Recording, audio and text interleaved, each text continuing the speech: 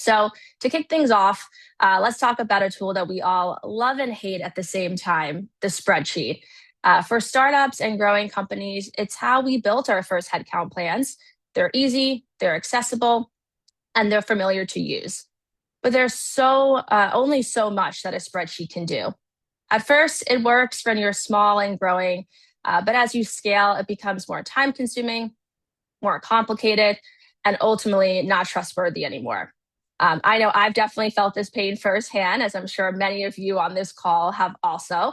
And as our organization continues to scale, we need to make sure that we're moving with speed, especially when it comes to our headcount planning, right? And as we continue to build and launch products.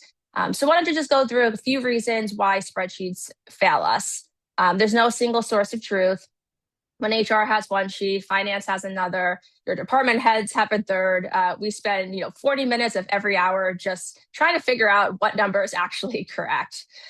There's obviously a lot of manual work that goes into it. Every time a hire is made or a start date is shifting, someone has to remember to go in and make that change. If they don't, then your data becomes instantly stale. And there's not a lot of visibility. Spreadsheets don't scale cross-functionally that well. It's nearly impossible to see how a hiring delay or a shift in a start date, for example, affects how the budget really kind of is affected in finance and with the people team in real time. So essentially, your HR team is there kind of gluing between the cells, and that's not sustainable or a good use of anyone's time. We can go to the next slide. So what does the better way look like? And it's not just about a prettier interface. It's about a few core pillars that I'd like to go through. First is it's built-in governance. By using a system, both your finance and HR teams are finally speaking the same language. We aren't having to email or Slack back and forth about approvals. The system just enforces the workflow.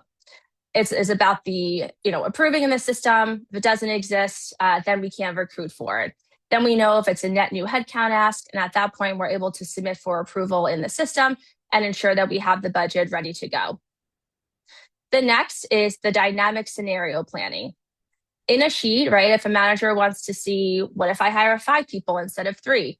Or what if I fill this role with an internal person instead? They usually typically would break the formulas in a spreadsheet.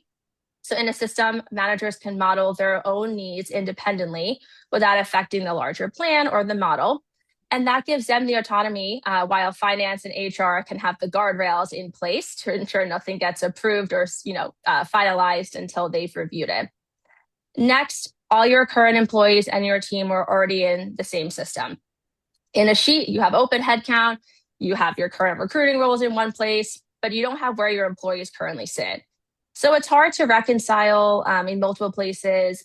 How large is each department and team if we do actually fill all these roles?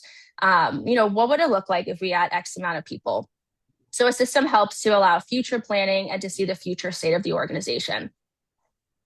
Next is just around onboarding, offboarding, backfills, which I know we'll go in a little bit further in another 5-minute framework, but just everything stays within the system. So the DNA of the role from the start to the finish, it's all in there.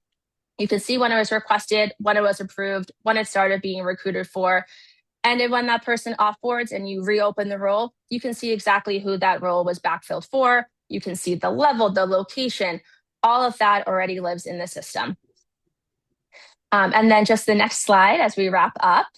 So to wrap up the value of moving toward a dedicated headcount system, it's not just about better data, which is definitely very important, but it's about consistent information, staying within your budget and future planning.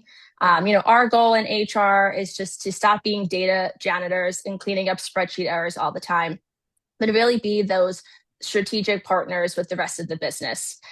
So thank you for your time today. Hope this was helpful and happy headcount planning.